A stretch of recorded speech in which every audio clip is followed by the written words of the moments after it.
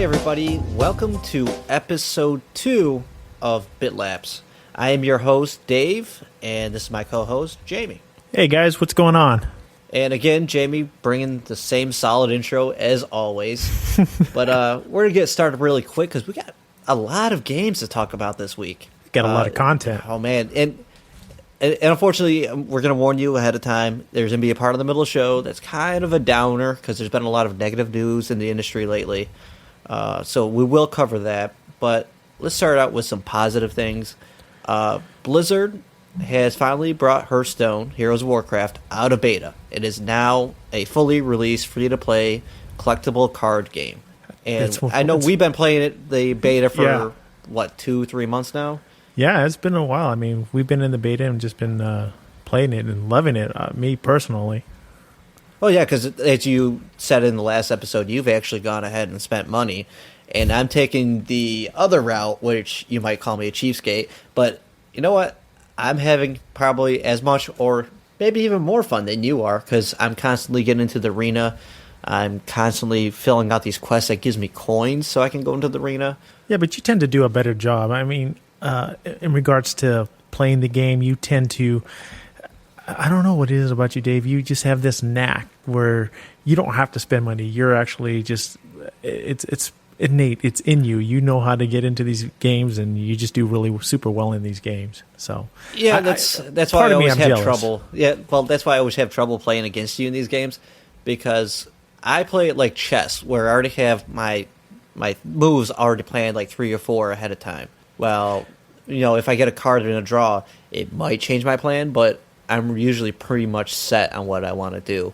While I think you're more of a let me see what's in front of me, then I'll sit there, think about it, and then make a decision kind of guy. Well, and yeah, I do. I kind of sit there and I do kind of just look at what, what I have in hand. And then, I try to open up as much as I can to get it going. And sometimes like I'm having a really tough time with this Druid deck. It is just... It's not flowing for me. Like the Warlock deck, that super flowed for me. It was something that I was easily able to put some cards together and make the combinations work really well. I tend to get focused on this one deck, and obviously you can tell. Like you see me play the Warlock deck to death, and now it's like I'm trying to branch out, trying to get out to and more broaden my horizon of the game, and I just don't feel comfortable. I feel like I'm out of my thing. But you for whatever reason, you can. Doesn't matter what deck it is, you can always find the positive and the good of the deck. I'll interrupt to make you feel a little bit better. There are 2 heroes that I have no idea how to play. That really? One is being the rogue, and then the second one is a shaman. I can't put together anything that works for like my style of gaming. And I just can't do it. Like I had one quest the other night. You had to win 3 matches with either a druid or a shaman. Right. Oh, not druid, but a rogue. I mean, and it took me forever. Yeah. Like forever to get that quest done, and it was horrible. I just can't find the good combination yet for that. Well, and that's the thing. I think I'm still struggling with the shaman too. Shaman's been tough. And I guess maybe we should kind of go back a little bit. For those who haven't seen, obviously I'm pretty sure a lot of you guys have seen Hearthstone. It's really just kind of like Magic the Gathering, but World of Warcraft characters and the cards that they have. And the gameplay is a little bit different. You end up having little jewels that you get for every turn, and each time you get a jewel, those are the numbers that you get to play off the card. And then from there, you tend to play back and forth type of deal, kind of like Magic the Gathering and other. I think Might and Magic actually has one. Same concept. Most of the games are pretty the same. Yeah, but what you're trying to compare is, like, unfortunately, Magic the Gathering was a physical card collecting game, which didn't really make its way into the digital realm very smoothly. Like the Magic games that they have now on like Xbox Live and PC and stuff like that, they're actually pretty good, but they also have their own faults because you're going from a physical sphere to a digital. And the good thing Blizzard did was this was basically made to be a smooth transition into a digital place. Yeah. So it's good for the PC, and I know they have future plans on moving it to iPad and Android tablets and stuff like that. So Right. it's very accessible and easy to get, for people to get into and learn. Yeah. I just wish they actually had a better tutorial system. Well, you know what? That's funny. You had mentioned that they've been talking about a tutorial system. They haven't released anything yet. Obviously, they've been working on a lot of the balance of the game. They've been doing a lot of that through the beta, as well as kind of adding little new features here and there. Especially when they just recently went live, they've kind of added some of these little cute little perks that you get if you hit a certain status. But at some point, I know that they were talking about wanting to put a good tutorial together.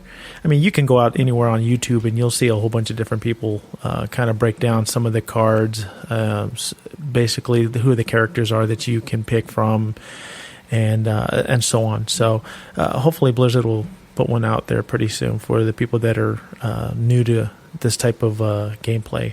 And I'll tell you what, and I'm pretty sure Dave will agree with me, I would recommend this game. It's a great game, don't you think? Yeah, it's a very fun game, and it's free. Right. And Blizzard has always come out with very highly polished product, even though some of them may have not been that great at launch, but they eventually made up for it in the long run. Right. So it's been pretty good. And yeah, you did mention YouTube, which if you are a YouTube fanatic or even watch Twitch, you would have noticed for the past week that Titanfall is all over the place. It just launched last Tuesday. Both myself and Jamie have been playing it for about a week, and I'm having fun. How about you? I'm thoroughly enjoying the game. I've had a slow start. We both started actually just playing the game, doing the campaign side of it so that we can open up all the Titans. Kind of walked away, just a couple of days off, just busy stuff, but I would say the last couple of days that I've been able to kind of sit down and spend some quality time with it, I'm definitely getting the feel back into the first-person shooter. I really kind of had to get away from the first-person shooter with Call of Duty and Battlefield 4. It just became very stale to me. That was my personal opinion about how I felt about the game. People love Call of Duty, people love Battlefield 4, but once Titanfall came out, it launched, I thoroughly enjoyed it. And me personally, I mean, I don't have a lot of people watching me on Twitch yet, but that was another perk for me. I was able to start broadcasting, which was kind of nice of Xbox at the same time. But Titanfall, I'm really, really getting it. I can't wait to see what they come out with next with the downloadable content that they have coming out shortly. Now, what makes Titanfall so different for you as opposed to Call of Duty and Battlefield? Can you narrow it down to one or two features that makes it step apart? That's a good question. I think more of I would say the Titan aspect of the game, being able to go from just, I think it just brings a different dynamic into the game.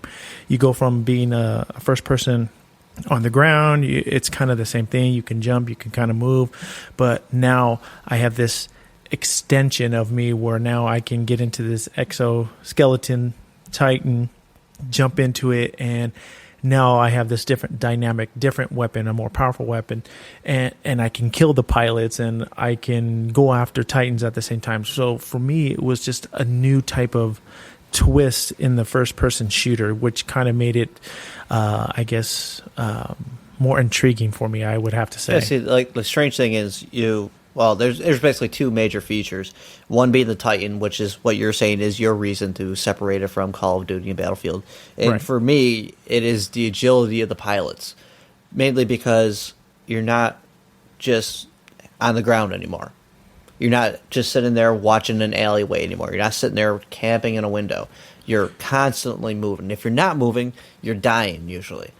But yeah, it's just, I mean, it's that thing. whole dynamic, like you were saying. It's just everything is fast moving, and I love games like that. You know that because I'm more of a Twitch like shooter kind of guy as opposed to you usually. But I am enjoying it. I just don't think there's enough there though. I don't know. Like I said, I think to me personally, there is plenty there, and I think with the downloadable content on top of it, and like you had mentioned, I'm going to interrupt you though. Yeah, sure. Do you know what level you are right now? Yeah. Matter of fact, I just hit level 20. Okay, so I'm at level 47, and I'm saying that there's just not enough there. I haven't even prestiged once, and it's just there's not enough game modes. Well, have you done the variety pack? Have you done The that variety yet? pack just covers the 5 basic game modes. Well, but see, and that's for me. That gives me that different option. It's not the same. No, the variety gameplay. pack. Yeah, but it is because all you're doing is the attrition, the domination type mode, which is hardpoint, capture the flag, Right. last Titan standing, and it's like pilot hunter, which is basically just team deathmatch because you only get points for killing the pilot. Right. So those are just. It's just like there's so much creativity in the way the pilots move, the universe. But even though the story, we don't even know what the hell is going on in that story. And honestly, I think that was when they did the campaign to have this whole storyline driven. It was kind of like a subset. It really wasn't something that we kind of were really involved about. I mean, it was up in the left hand corner. People were talking and things were going on. There's just all this stuff is going on when you have rockets and stuff going by your head. You're trying to jump out of the way, and it's like, how are we supposed to digest all this story, even though I don't know what's going on? Seriously, it's just not explained very well. It's like getting put in the middle of a war without actually knowing what the war is about. Well, okay, so to ask you a question, what ended up happening? What was the whole storyline about? One guy got killed. He got for some reason they said that he was betrayed. There are sentries. See, it's already you can stop right there. You cut off more than what I did. I mean, yeah. Well, the thing is, I played through the campaign like 2 or 3 times already because I like. The only reason I'm playing through the campaign is because it combines the 2 modes that I like the most, and that's attrition and the hard point. Right. Well, and it just helped. You were able to get the other 2 Titans on top of that. When you pick the first mission, usually you get matched up against people that are level 1s. So I'll just leave that there. Well, and that's the thing, the whole aspect of the game.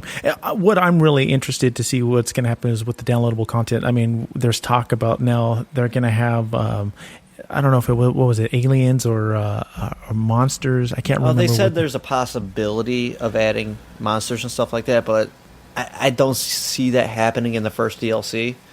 I think that the first one will be just a basic map pack.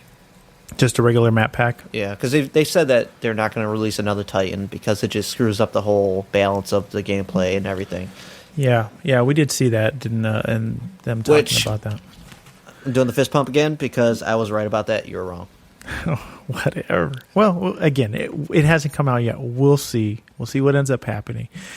Anyways, still continuing on with first-person shooters, let's get back into Plants vs. Zombies Garden Warfare. Guess what? Downloadable content this Tuesday, tomorrow to be exact.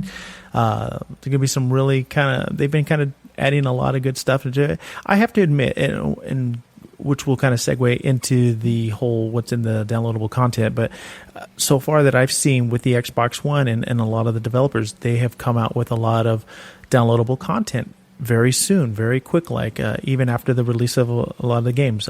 Dead Rising 3, for a good example. A huge game came out at first, and then they started pulling out all these different game downloadable contents.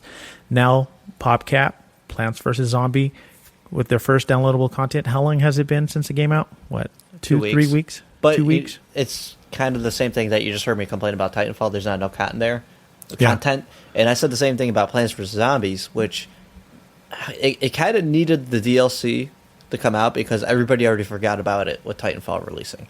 Well, yeah, of course. And the ultimate kudos for doing this by giving it for free, the first one. Yeah, that's right, and it's free, yeah. I mean, what are we looking at? We're looking, I believe there's a new map called Chomptown. There's also an 8v8 mode titled, I think they called it the Gnome Bomb. Which is kind of like a sabotage mode in Call of Duty where you're trying to blow up the other side's base or something like that. Their farm. Their the garden slash that's cemetery. That's what the dynamic there will be. Right. And then there's going to be 24 new abilities, basically 3 for each class. So that's going to be nice. I mean, they're broadening it out. They're starting to stretch it out a little bit more. 3 more different abilities for each of those classes. So, they're getting the feel for all this. Yeah, and funny thing is, they might fix all my concerns if one of those new abilities is a healing ray for the zombie side. That'd be like, I'd have no problems with the game anymore, except for that it's still on Frostbite 3 and it has its issues every now and then. But like anything else that I complain about, they're actually getting to it. It's almost like somebody's listening to me. This is kind of nice. Well, maybe they are. I mean, they all say that they're all listening to us now. So yeah, especially Microsoft, especially with this new update coming out in April. That's right. They keep on saying they are listening to us, and they're kind of showing it right now. Yeah. Well, and with Xbox One, now they're doing this whole feature where you get picked. Basically, what happens? It's called the Xbox One preview updates, and basically they randomly pick people. They send out an invitation, and then you end up registering with them, which allows you, the consumer, to basically view the updates prior to the rest of us who don't get invited into this group, to see what they're going to put out prior to the release, which is kind of cool. It's cool, but it's also unfortunate because the last update, it was the pre-Titanfall update. I actually got invited. They sent me an Xbox Live message with a redeemable code, but since they were changing the way parties were changing, I didn't go into it, because if I would redeem that code, we wouldn't have been able to play Plants vs. Zombies together. You do have a point. If you have to make sure, if you do get one of these codes, look up online, look at what's going to happen, make sure it's not going to interrupt what you're doing with your friends. And as far as I know, is looking at this list, none of this is going to interrupt playing in parties with your friends. No, and that's kind of the nice thing about it. With this next upcoming wave of new updates, there's been some talk about what's going to be in the new release in this upcoming preview that they're having. I can kind of run down some of the stuff that they're talking about. One of them is I'll just kind of jump around here. One is the Blu-ray 50 hertz video output support for Kinect recording 50 hertz with resolved video playback issues that they've been working on. They're supposed to be working on their friends improvements. Notification will be added to see when. Thank you. That's all I have to say about that. Well, no, I think that's going to be a huge improvement. They're talking about adding it to so when your favorites or friends sign into Xbox, you can actually now see them. What else? The Kinect voice, and these are some of the tweaks that they're just mostly hardware stuff. Is Kinect voice and motion improvements will continue to fine tune the quality and reliability of the Xbox One commands. If it sounds like I'm reading these, I actually am. So the other thing that talk about is an improved game DVR video quality. So there'll be a better compression of the algorithm improvements is what they're talking about. Some new audio settings to tune how much volume is lowered when the Kinect is used in communication. So it basically, if you're low talking, it brings up the mic volume so that you can sound better when you're using the Kinect mic. Actually, I thought it was more around that if you're using the Kinect as a mic, it actually lowers your in-game volume. So it does, because basically I've had the problem where you might not notice it, but I had to turn off my Kinect mic because if I was in just like a multiplayer gaming lobby, I would hear my game audio drop down because they're trying to make sure it doesn't echo back into the Kinect and it can still hear you well. Right. It's kind of annoying, so I always had to make sure I turn off that Kinect mic. Well, it'll be interesting to see if that's what ends up happening. I thought maybe that's what they were talking more of, that they would, based on your tone of voice or basically how far you're sitting away from the Kinect, it's I was either about to say to I can be stern with my Kinect and they'll actually listen a little bit better. No, it'd be interesting. One of the other things that they're talking about is a game app saves and update. So basically what happens is that there's a game save progress bar, which will basically show you the status of your game saves. You'll be able to easily tell what games and apps are being updated or have been updated recently. So that's kind of cool. Yeah, it's cool because a lot of this stuff has been automated with the Xbox One. Like, you don't know where your saves are going. At first, you didn't know what your hard drive space was or any of the access points. And a lot of people were like, well, I don't put my Xbox One in standby mode. I just turn it directly off. So how do I know my game saves are in the cloud? And now, at least with that update, it will show you that, hey, your stuff is being uploaded to the cloud right now, so please don't turn off your Xbox. So that's kind of a nice little addition for people that need to see something like that, just for reassurance purposes.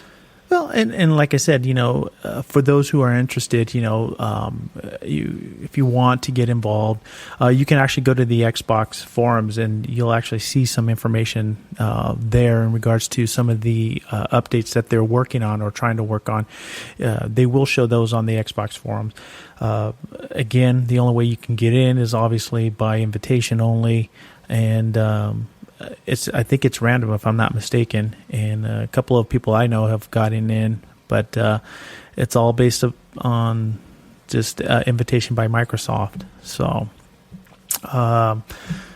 the other, I guess we can, part of Xbox and Microsoft, we can kind of segue into Mark Whitten. Yeah, I'm sure a lot of people have already read that Mark Whitten is going to be leaving Microsoft, or actually, excuse me, he's already left Microsoft and is now going to become the new Chief Product Officer for Sonos. For those who don't know what Sonos is, it's basically an audio home theater system. If you haven't had the chance, go to Best Buy or go to one of your local audio stores and just listen to the Sonos stuff. I mean, it's just great sound. And so he's leaving Microsoft, or has left Microsoft, and now is becoming the Chief Product Officer for Sonos. So Sonos is that commercial where they're playing music in different rooms, and each room has like a different light source in it, indicating a different music style. Okay, so that's what Sonos is. Okay. Yeah. It's just weird because right now, this is a hot on the heels after Jack Tretton, after 19 years of Sony, is leaving. And now Mark Whitten's leaving after 14 years of Microsoft. And I don't know if it's a result of the industry changing, like going away from that console-driven space, or is it just they got tired of doing the same thing over and over again? Because if you think about it, in this industry, it's hard to say that you worked at a place for more than 10 years.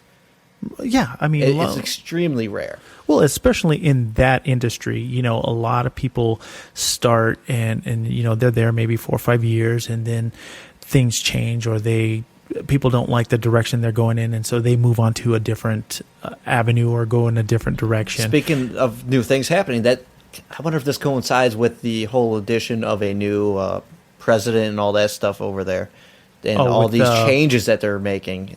I wonder if Mark was just like, you know what, I'm not comfortable here anymore. I'm going to take a step out.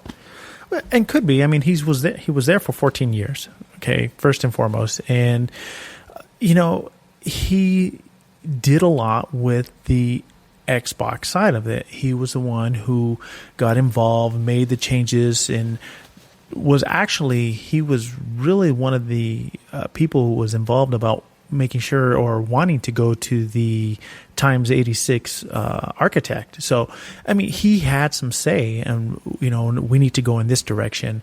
And I think that was kind of huge in itself. Just the fact that, they've decided, okay, we're going to go to the times 86 architect. And to me, I think it's going to be sad to see him go overall. I don't think it's going to be sad as more as it's going to be scary. Yeah, but because how many of those original Xbox people are still there right now? There's not many. No. It's mainly like, I can't really name them all. I know Phil Spencer's been there for a while. Right. Larry's been there. Right. Eric Newstetter, who's the vowel, he's been there for that much time. But it's just like that old guard is changing, and I'm not sure I like where the new guard is going yet. And especially since we just invested this $500 in a console, we don't know what's going to happen. Sure, do I think it's going to be okay? Yeah, but it might hit that point where they try to change their whole view on things, their focus, and I don't know. It's kind of sucks. Well, I mean, it's almost like that feeling like, hey, why are they jumping ship? I mean, all of a sudden now we've got this new console out. Everything's going well. It seems like things are going well. I mean, as the consumers were like, hey, this is a great, console. But yet, Jack Tretton jumped ship. Now we have Mark jumping ship on the Microsoft side. Okay, it's like, okay, what's going on, guys? Come on. But you also have to think that how much stress is involved in launching one of these hardware things. Oh, I couldn't even imagine what the stress would be like. Jack has been through 4. Well, actually, we'll say 6. The PSP, PlayStation Vita, those got to count too. Right. And, Mark's been through 3 Xboxes. Yeah.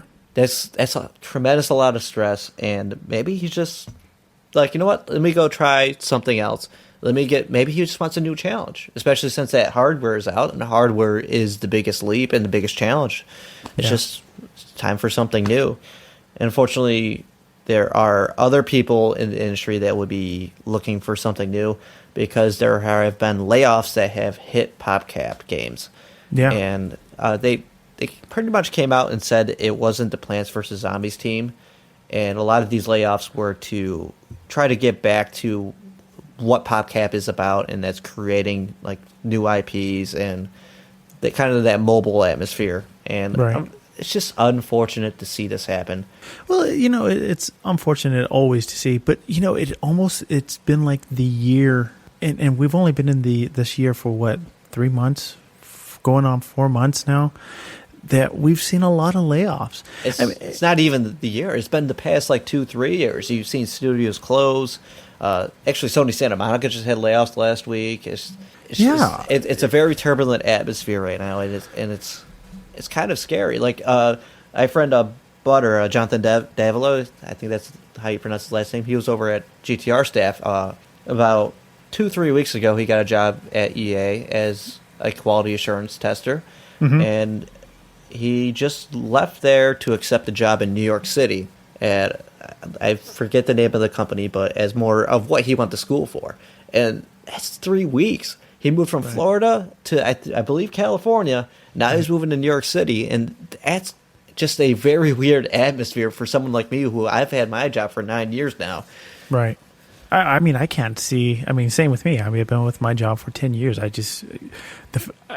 be able to have my job and then all of a sudden, boom, it's gone. And now you're back on the market, and the market in itself, especially, the gaming industry, doesn't matter what part of the gaming industry, it's tough. We've had, you and I both know a friend, same thing. She moved from place to place, went here and there, tried to find a job, and it was tough. She couldn't get anything. Came out, and it makes it even tougher with the layoffs because these people that are getting laid off, they have the experience already, right? And they technically need the job more, so they're more willing to hire those people that have been laid off as opposed to somebody that's coming new into the industry.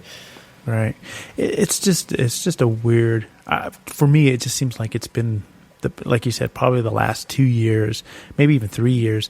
It's just been super weird with all these different layoffs and different developing companies closing, and it's just like, wow, what's really happening with the industry? Is it changing for the good? Is it changing for the bad? Is it all about the money? And speaking, well, it is about the money. You can say that already. It is about the money. Okay, so we'll check this out, and I know this. It just kind of dawned on me, and I kind of segue into this. And we didn't have this on our stuff to talk about, but it kind of has to deal with what we're talking about. Okay, Star Citizen.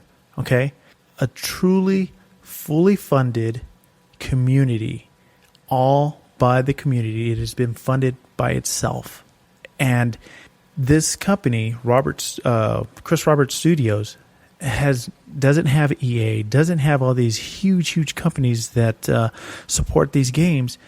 That might be the next way of basically games being developed. The backers are the people who play the games.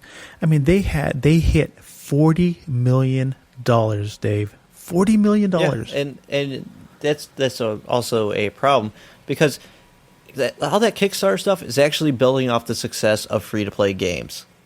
Yeah, but okay, because they started out with Kickstarter, and then they decided to create their own. They needed additional funding because the Kickstarter was over. But what I'm saying is the free-to-play game, it comes out, and they have these people that they call whales, like I precluded to last week, and these people just spend an enormous amount of money. And so even if, say, I go play a game, I spend $10, and it's really nothing. They're just like, who cares? Because Jamie's going to come around, and he's going to pay $200 to play. So he's going to make up for probably 200-300 people that are actually not paying to play at all. To play the game, yeah. And that's kind of like that 40 million is kind of a bloated number because there's some people that put in $1, then there's people that put in $50,000. But it's all crowdfunded, though. I mean, that's but I'm saying it's people get carried away with that number because they like, oh, it's not a niche genre. That Star Citizen is a niche genre. It's just a lot of people are very passionate about that genre, and some of them are given more than what they have been asking for. And maybe they have. I mean, I don't know, but just the fact that you can get however they're getting their money, just the fact that they can actually get that type of money from gamers, consumers. See, I don't find that as interesting as I would the final product.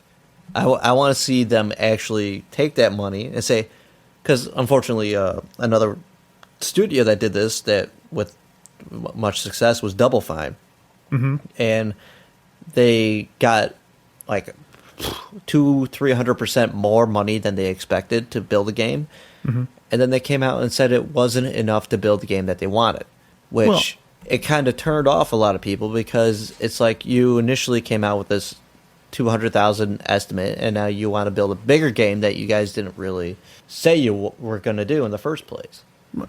And I think that's kind of fault of the developer. I think they were kind of overlooking or seeing beyond the means of what their money or what their income was. So I think in regards to Chris Roberts, that's a bigger studio than Chris Roberts' studio. Chris Roberts' studio is just a small indie thing. He was working by himself with like 3 or 4 other people at first. So I'm like, there aren't that many like awesome Kickstarters that have gone through. No. There's maybe a handful compared to the gluttony of all of them that had been out there. But in the different aspect of all that is that you are getting good crowdfunding places. I mean, look at what's coming out, Project Cars. That's all crowdfunding too. I mean, yes, they have Slightly Mad Studios did get some funding. I mean, they came from building these other games with EA backing them and all. But now these games like World of Speed, Project Cars, those are all crowdfunded games. World of Speed is not going to be crowdfunded. That's actually going to be published. Oh, it is being published. Okay, yes. So my fault on that. But the thing is, those crowdfunded games, they're niche genres. I think it's good. It's because publishers don't see value in them because it doesn't hit the mainstream audience. Because, like I said, that whole gaming audience has shifted from people like me and you to the Call of Duty fans, the Need for Speed people. It's more of a socially acceptable hobby, even though the space sims and the racing sims, they're still kind of looked down upon, even by our own gaming buddies. You know what I'm saying? But Chris Roberts' Star Citizen, I don't care what you want to call it. It's niche, but it is very impressive. I mean, $40 million. I said, that some people put in 50,000. There's some people put in 1. There's no tally on the number of people that are actually interested. It's just that they're very passionate about it and they see value in it, so they get more money. And they're actually getting ships and stuff like that and everything. And you're right. We don't know how many people are. I mean, how many Space Sim fans there are actually going to be. And I'll be honest, I gave money to them. I'm interested to see it. I used to play Wingman. That was one of the games Chris Roberts built when he was back in the early 90s. That was something that he put together. I think it was actually late 80s, early 90s. And Wingman was a huge success. Everybody loved it. Not everybody. Well, I'm raising my hand for people who can't see. I'm raising my hand. I didn't love it. X-Men versus TIE Fighter? Okay. Now we're talking, but that's mainly because of Star Wars. Well, part of the Wingman game, it was, I think it was like 32-bit. It was kind of cheesy-like, but it was fun. Oh, yeah. They I think they were one of the first games to do the FMV. Oh, yeah, actual actors the HUD and stuff like that. Yeah. Yeah. And that's fine. But, I mean, he got away from it. He went to the movies. He started creating movies and stuff and then came back and said, you know what? And his thing was that the hardware wasn't ready yet. Yeah, that's why he got away from it, because he couldn't build the game with the scope and the depth that he really wanted Wing Commander to be. Yeah. And that's fine. But like I said, to get back on topic, it was really, it's just interesting to see all these different developing companies and people doing these companies just laying off left and right. And, my hearts go out to them and their families, because now they're back on the block trying to find a job. And you know what? My hope is that they find a job soon. And I highly doubt that they won't find a job with as big as this industry is. I'm sure they'll find something, whether it's in... But there's finding a job, and there's finding a job that fits for you. And I hope they can find a project that they are passionate about working on, something that they can look forward to going to work every day. Right. And speaking of that, and trying to change the news to a lighter note, and my feel and where my heart lies deep into this, and I have to admit, I'm super excited, and you know what happens when I get into an MMO? I just get totally involved. So I'm happy to say Square Enix and Carbon Studios have finally set a release date for the new upcoming MMO WildStar. They are looking at June 19th of this year. Now, for some of you who either haven't heard about WildStar or maybe barely heard about WildStar, I think it's not going to change. It's not going to be the WoW killer or any of that thing. What if the person doesn't like WoW, so they're not looking for a WoW killer? They're just looking for something good. I think this will be the game for them. It is that MMO, but it has different aspects of different gameplay in it. Besides having its MMO, it's a very cartoonish, very comical, suggestive. Suggestive how? Suggestive. It has very types of different suggestives. I mean, the silly, nonsense, comical type of suggestiveness, the adult type of slang type of suggestiveness that. When you go see a Disney movie, there's come on, we're both adults. You can just say it. Well, there's some sexual interludes. Suggestives, okay. Yeah, suggestives. That's all you had to say. Come on. It's fine. Hey, I'm trying to keep this PG. I've already swore in this episode, so it's too late. I ruined it. You got a point. So, for those who haven't seen it, go check it out. Go to wildstar.com. wildstar-game.com. Go check it out. It's a really great game. The characters are great. The voices behind the characters are hilarious. So how do you know all this? How do I know all this? I've been in the beta for I'm looking at maybe about 3-4 months. The way they did their beta was that you got in as a basically you tested the game out. You were trying to break the servers. When you went in and just kind of went in there, did what you had to do you would go in and play the game, and then after that they would talk to you. It's funny, you had all the developers in there telling you, okay guys, keep going, we want to see if we can shut down these servers. And once you did all that, you got this chance to become into this Black Ops group, is what they called it, and then you actually got to continue to keep playing the game for a long period of time. As of now, I've still been in it, and you just continue to get to play. What's different about the whole game was the whole living quarters, where you got to go in, you get to actually create your own living quarters. Some other games have done that in the past, but it's just kind of interesting. They make it basically like a class, or what do they have it? I'm trying to remember the. Is it like a builder class or something like that? Yeah, pretty much kind of like a builder's class, and you would have these different quests that would be part of it.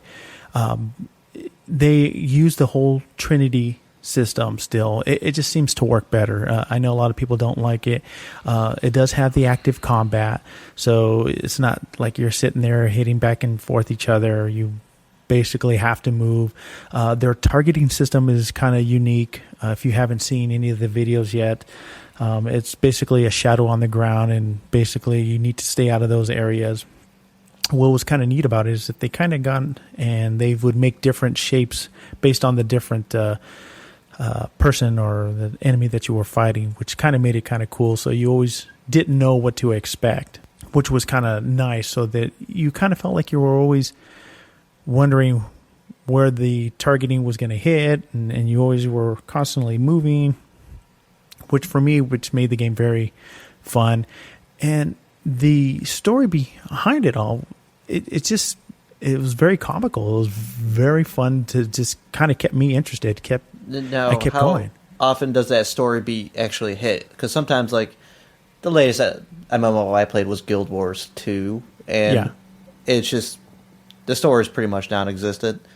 You would have like a 30-second clip of story, and then you'd be off doing 4 or 5 hours of quest stuff. It's like how often does that comic story actually hit? It didn't matter. I mean, the comic part of it, it didn't matter what you do. I mean, you would just go. I mean, you can stay on the main story quest, and you would get all the funny comical relief stuff, but you can veer off that and go do a side quest, and you would still get the comical side. It was something silly or slapstick that you ran into a character who wanted you to go lay down mines and go blow up some sheep, things of those nature. So it wasn't always like, if you didn't stick to the story, you wouldn't get the comic side of it. The whole thing is just, to me, it was very a relaxed MMO, and it makes it fun to actually want to continue to keep playing. So what's more important for somebody like me is, what is the pricing structure on this thing?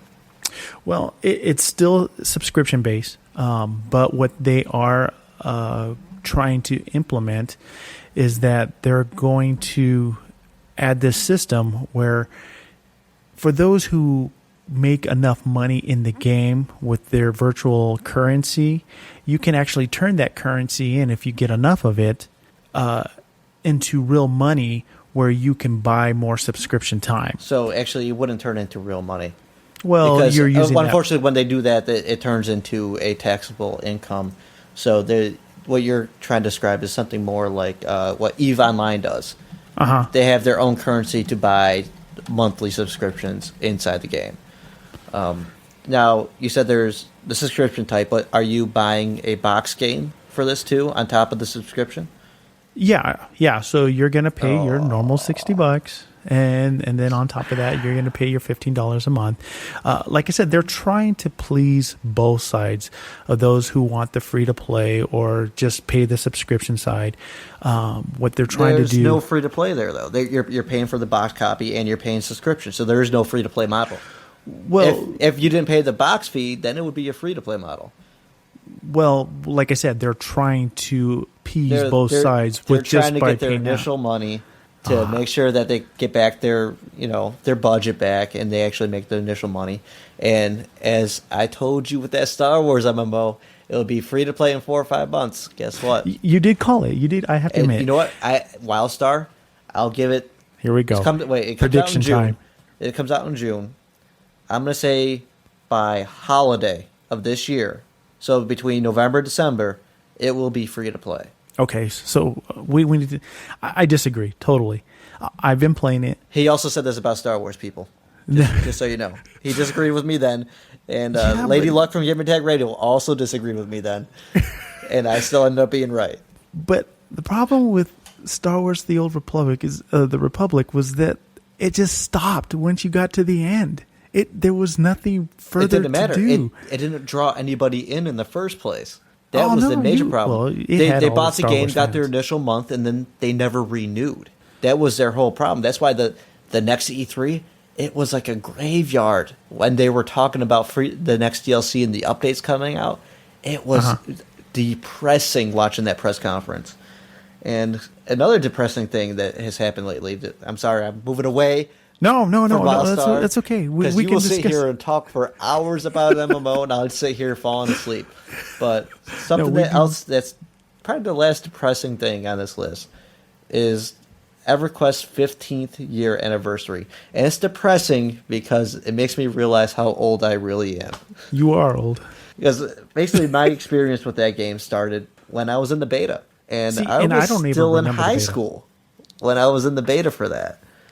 Okay, so let me ask you this question. you were in high school. So just to let people know, I am much older than Dave, probably by I think like 9 years, or actually maybe 6 years. I think it is. I don't remember the beta. I remember playing it. This is watch. I'll show you how old I am. To get into the beta, you had to give them your home address so they could mail you the CD. Exactly. Because I think I was on a cable modem. Cable modems had just been in like my area for probably a year or two, and I had never played a game like that before. I didn't even know where to go, where to start, but it was an amazing thing at that time. And it eventually, it's still going right now, and I think it's free to play right now, which is even more crazy. The first EverQuest, they came out with the second one, and they kept the first one still running. You don't see that. No, you just don't see it anymore. Well, and I mean, EverQuest is, like you said, has been out a very long time, and it has its followers. I mean, I think that came out before WoW to put a timestamp on it. But and again, that's why it has a huge following. I wouldn't say huge anymore. It still does has its following enough there to keep the servers up and running. I know one of my coworkers, his wife, still religiously plays EverQuest. I was very surprised when he told me about that. It's just it's crazy to see something that not many people think as a basis for an MMO is still going. Because whenever you say MMO, you mean WoW, right? Yeah. No, EverQuest was out there doing this before that. Well, can you go back I have to give further props than to SOE because they're the ones that put it up. Yeah. EverQuest was probably one of the bigger mainstays of MMOs than any of the other ones. And I can't remember the name of the MMO prior to EverQuest. And there was Ultima Online? Ultima, you're right. It was Ultima Online. Again, still has its followings and still... which I still know people still play, but it really wasn't until EverQuest came out that you had it this became sense, that third person view and the first person too. And it just felt to me, it just seemed there was like a really good story behind it, and you were following these quests, and you would go here, and the variety of the different characters and classes that you had were really intriguing then. Back in that time, how far back do we go? I think it was the early 90s. 97, 98 was 97, EverQuest. Ultima Online, I think it was 93, 94. Okay, so again, you've seen the genre of the MMO kind to evolve itself around that time, and EverQuest, I think at that point in time, had nailed it on the head of what we were looking for, to basically go from a text-based MMO or Dungeons and Dragon type of deal where we saw tons and tons of script and we just imagined what it would be like, and went into EverQuest, and now you had the visual aspect of what we wanted to see of an MMO or a dungeon crawler type of game, which to me, I to this day, if someone said, "Hey, you want to go back and play some EverQuest?" I would. I'd go back and play it just for the fun of it, because it would just bring me back to me as a kid. We may have to try it. We might have to do it and stream it.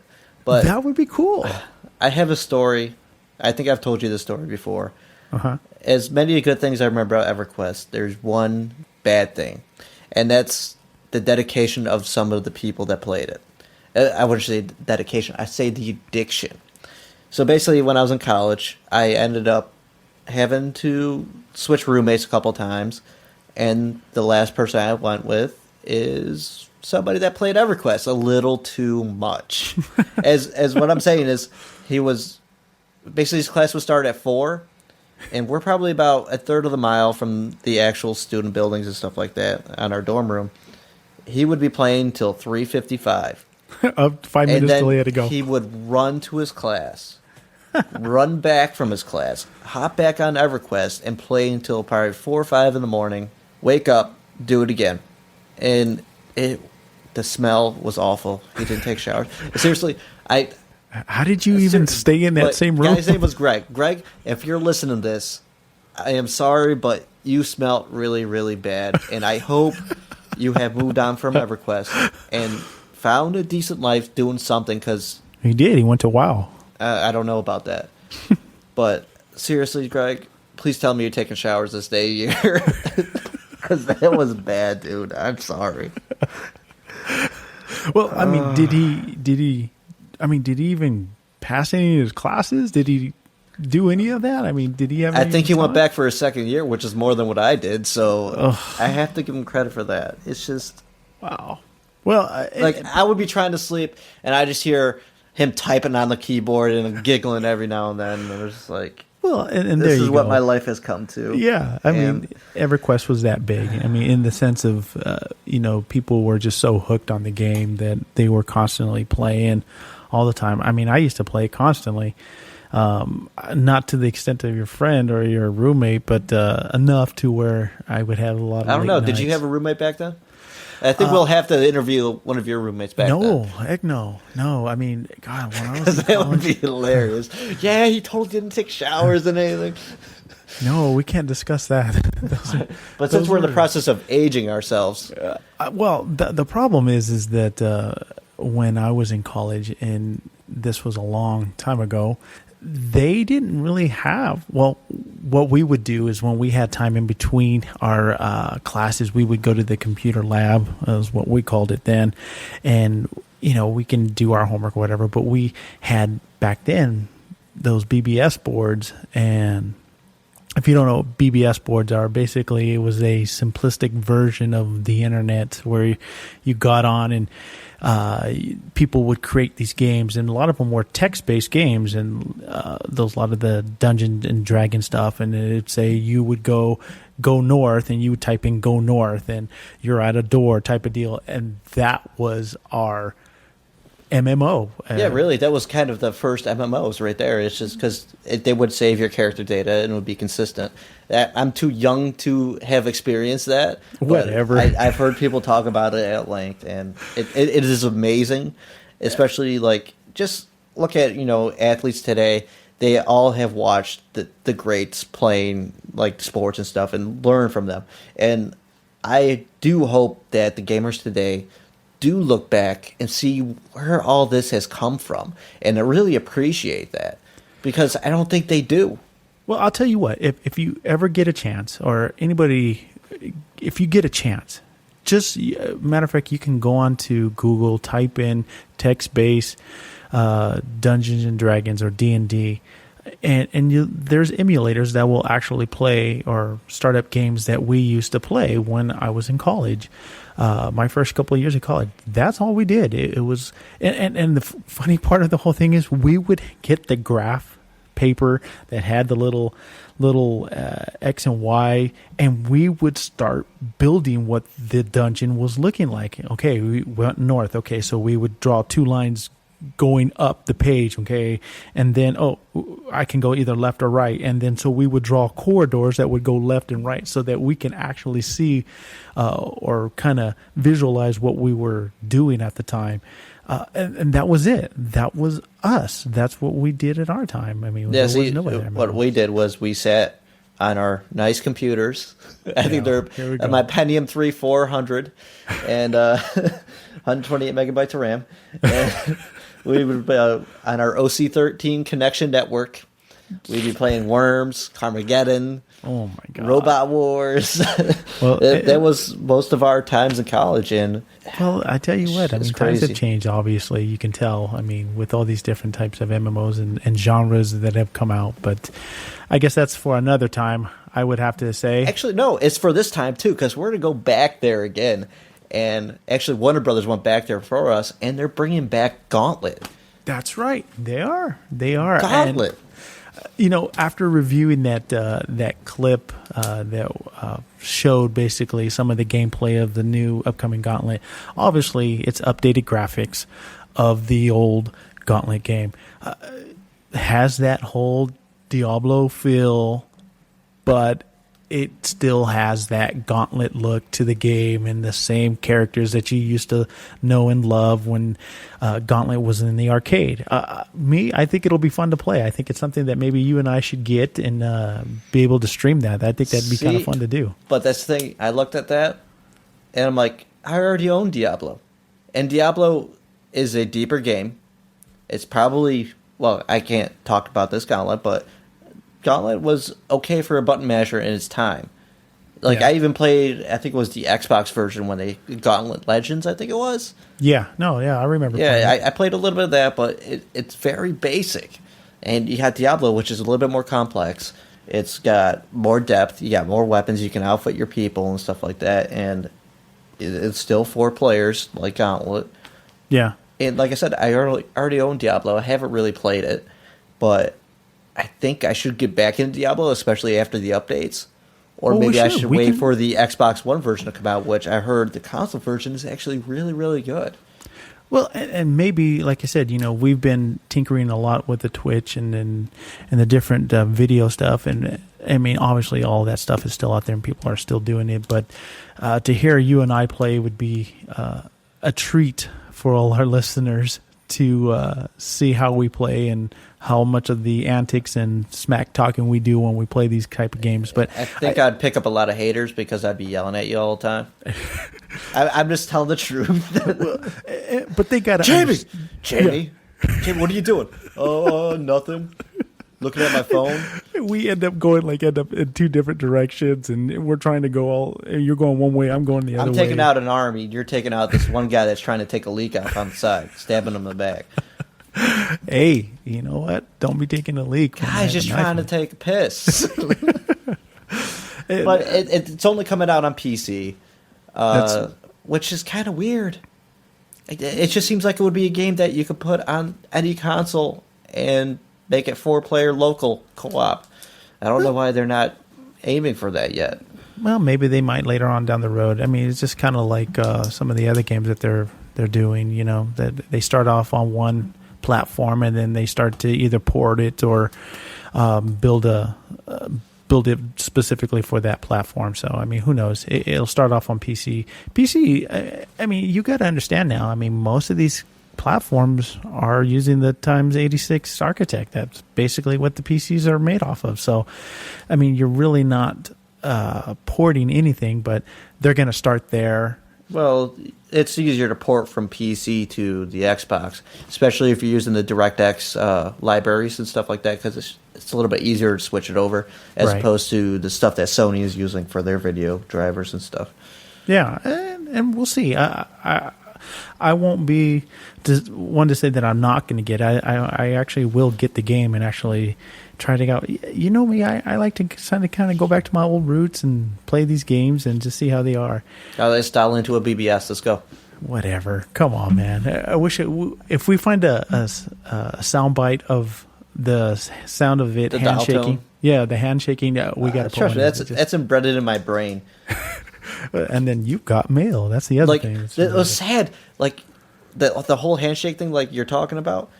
You could tell how bad your connection was going to be by the way the handshake sounded, because it would change the tones and stuff. I'd be like dialing into AOL. I'm like, nope, this one's going to be bad. I better cancel this and try another one. Oh, God damn, I'm old. Thanks a lot. Well, just bring it back to your roots, man. I mean, without us, gaming wouldn't be what it is. I've never forgotten my roots and where I've come from. It's crazy. Well, I think it's about time that we wrap this up. I think we're kind of overshooting where we're talking about our old times. I think we've said more than we needed to say. This could happen in every episode, so we may as well cut it short this time so we can cover more next time, I guess. I don't know. But thank you for listening. Episode 2.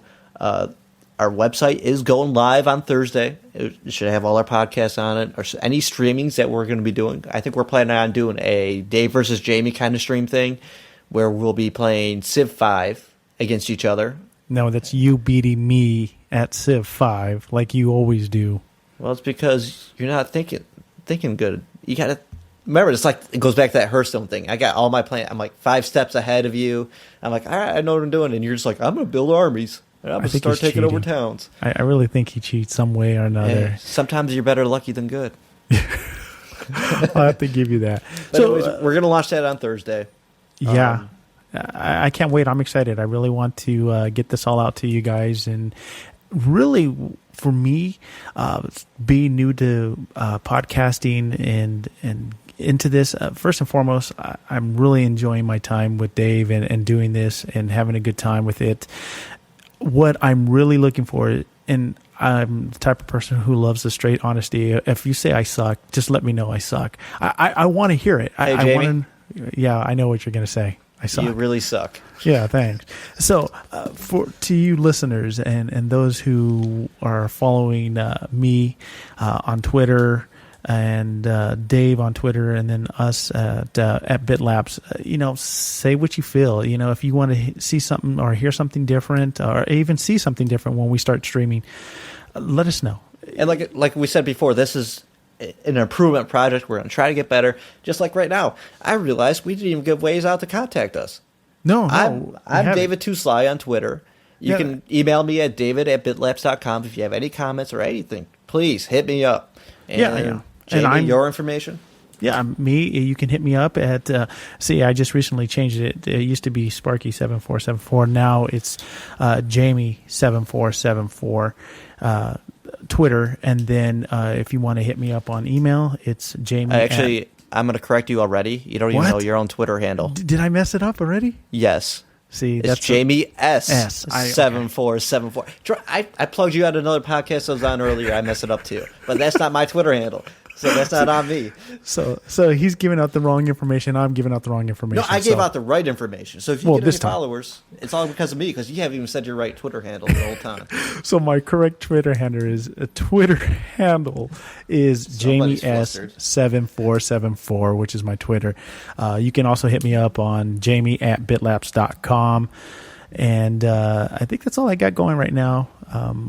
We'll probably have some more information and more ways to get in contact with us. So that's all my information. And again, thanks a lot for listening to us, guys. And we'll see you guys later. See you next time.